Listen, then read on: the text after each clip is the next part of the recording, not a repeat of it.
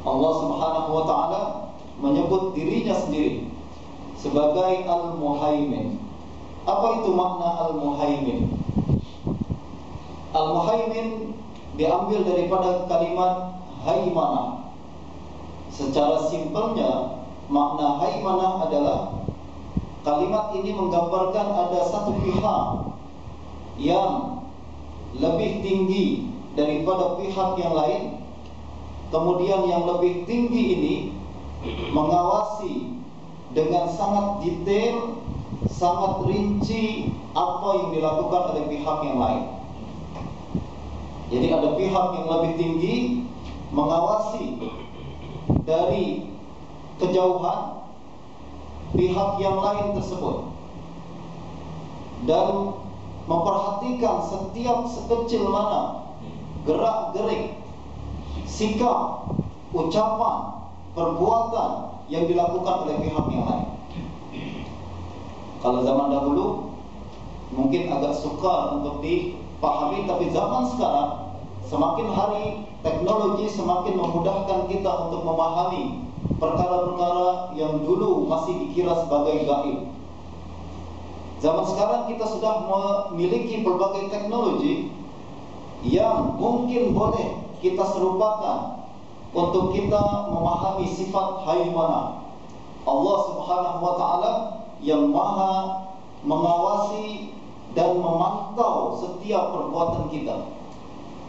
Zaman sekarang ada CCTV, teman-teman. Zaman sekarang apa yang kita lakukan 24 jam diawasi tanpa ada satu perbuatan pun yang terlepas dan tidak direkod.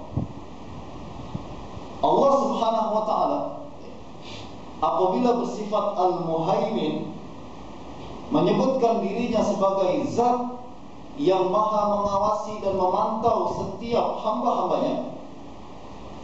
Kita tak boleh samakan Allah Subhanahu wa ta'ala dengan CCTV. Akan tetapi dengan teknologi itu kita boleh masuk akal kita. Kalau orang zaman dahulu mungkin akan katakan, takkanlah yang kecil pun tahu, takkanlah setiap perbuatan ini pun tahu. Manusia sehebat manapun tak boleh mengawasi manusia yang lain dengan segala kerincian dan detail yang boleh dilakukan oleh orang tersebut. Apatah lagi kalau nak mengawasi dan memantau bilion manusia yang hidup pada saat ini. Tapi dengan kamera, dengan CCTV, dengan pengawasan yang seperti itu, ternyata tak ada satu manusia pun yang boleh lepas, dan tak ada suatu manusia pun yang merasa dirinya terlepas dari pengawasan pihak yang lain, apatah lagi Allah Subhanahu wa ta'ala. Zaman sekarang kita isu berkenaan dengan privacy menjadi isu besar. Kita merasa diceroboh privasi kita. Setiap saat ada orang tertentu yang merasa dirinya diawasi oleh pihak yang lain. Kita tak merasa selesa. Nak cakap sini pun ada orang yang pantau kita.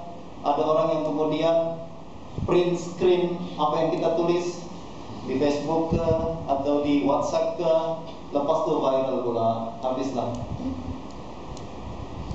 Nah, Allah Subhanahu wa ta'ala Al-Muhaimin secara ringkasnya adalah Allah sebagai zat yang memantau dan mengawasi setiap perilaku, perbuatan, gerak-gerik, bahkan lintasan minda kita. Allah tahu, Allah perhatikan, dan Allah catat. Dalam Al-Quran Allah Subhanahu wa ta'ala mengatakan nanti di akhirat, ahsahullahu wa nasu. Banyak sekali manusia yang melupakan apa yang pernah dia lakukan ketika hidup. Ahsahullah, akan tapi Allah Subhanahu wa ta'ala menulis apa yang dia lakukan tuh. Padahal yang punya diri pun sudah lupa apa yang dilakukan.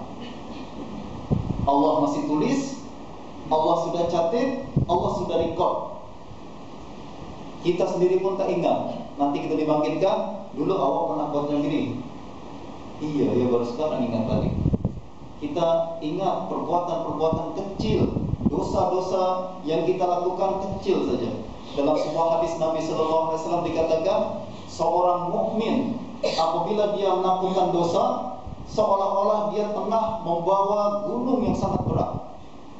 Kalau mukmin yang melakukan dosa, dia akan merasa bersalah, dia akan merasa tak selesa, dia tak akan merasa tak sedap hati. Ini perasaan seorang mukmin, hati yang masih hidup. Kalau buat salah, dia akan merasa bersalah. Dia masih hiduplah hatinya. Akan tapi seorang munafik, kata Nabi sallallahu alaihi wasallam, apabila dia melakukan dosa, dia ingat macam seekor lalat saja berlari di depan muka dia. Faqala biha kadza, kata Nabi, kemudian orang tu usir lalat tersebut dan hilang. Maksudnya dosa tersebut simple, kecil saja untuk dia. Orang munafik apabila dia berdosa, dia tidak merasa berdosa. Apabila dia merasa bersalah, apabila melakukan kesalahan, dia tak merasa bersalah. Ini para ulama mengatakan orang yang mukmin ibarat orang masih hidup, dicubit sikit saja dia merasa sakit. Akan tapi seorang munafik atau seorang kafir, dia ibarat mayat. Jangankan dicubit, kita potong-potong tubuhnya, dia tak merasa sakit. Tanda bahwa hati kita masih hidup adalah kita merasa salah apabila melakukan kesalahan. Masih ada fitrah di dalam diri kita. Apabila tak melakukan sholat, kita merasa macam tak sedap bahasa hari penuh. Justru mungkin tuan-tuan yang menjaga sholatnya dengan baik, yang tak pernah tinggalkan sholat, merasakan kalau kita misalkan tengah penat sangat lepas sholat maghrib, tidur, belum sholat isya, apa yang akan berlaku? Confirm tengah malam mesti bangun. Tak payah perlu ada alarm, tak perlu ada apa-apa. Tengah malam mesti bangun. Lalu iya, aku belum sholat isya. Tapi kalau orang yang jarang melakukan sholat, atau memang sehari-hari tak pernah ambil berat berkenaan dengan sholat, dia akan tidur sampai pagi dia tak bangun lagi. Sebab kalau kita nih tuan-tuan, hati kita sudah terbiasa dengan ibadah. Justru pada masa-masa tertentu, kalau memang masa itu adalah masa kita beribadah, tak perlu ada orang bangunkan, pasti akan bangun. Nah, kita kembali kepada sifat Allah Subhanahu wa taala Al-Muhaimin, yaitu yang Maha memantau, mengawasi, merekod dan mencatat setiap amalan yang dilakukan oleh manusia. Berbagai ayat Al-Quran berbincang tentang sifat ini, yang menunjukkan bahwa Allah selalu mengawasi dan memperhatikan setiap tingkah laku manusia.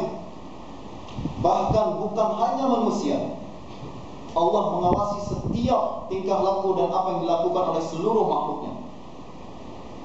Kata Allah Subhanahu wa taala, "Wa ma min dabbatin fil ardi illa 'ala Allahi rizquha wa ya'lamu mustaqarraha wa mustawda'aha kullun fi kitabim mubin." Wa ma min dabbatin fil ard, tidaklah setiap haiwan yang melata di atas muka bumi ini, sekecil mana haiwan yang ada di atas muka bumi ini. Jadi dabbah dalam bahasa Arab adalah setiap hayawan yang berjalan, itu namanya dabbah. Tidaklah setiap haiwan yang berjalan di atas muka bumi ini illa 'ala Allahi rizquha, melainkan Allah yang tanggung rizkinya. Allah sudah jamin rezeki kita semua, teman-teman. Tak payah bimbang, tak payah khawatir, tak payah takut tak dapat rezeki. Allah sudah jamin semua. Bahkan hayawan yang lain pun Allah sudah jamin rezekinya, Allah yang bagi. Wa ya'lamu mustaqarraha wa mustawda'aha. Selain Allah jamin rezekinya, Allah juga tahu di mana dia bertinggal dan di mana dia menetap. Di dalam rumah kita sendiri, teman-teman, ada pelbagai, mungkin ada berjuta-juta makhluk lain yang hidup bersama kita tanpa pengetahuan kita. Semut berapa ribu lah berapa kita. Belum lagi kalau ada ular. Nampak ular di dalam selipar kita, teman-teman. Kita pun tak perasan di dalam tersebut. Dan belum lagi benda-benda yang lain. Kita tak perasan, Allah tahu. Allah tahu di mana dia tinggal, Allah tahu ke mana dia pergi, dan Allah jamin rizkinya. Dan rizki Allah tak akan salah, sebab Allah tahu alamat kita masing-masing. Allah tahu tempat kita dan tempat makhluknya. Justru Allah pun sampaikan rizki kepada mereka mengikut sukatan dan kadar yang telah Allah tentukan.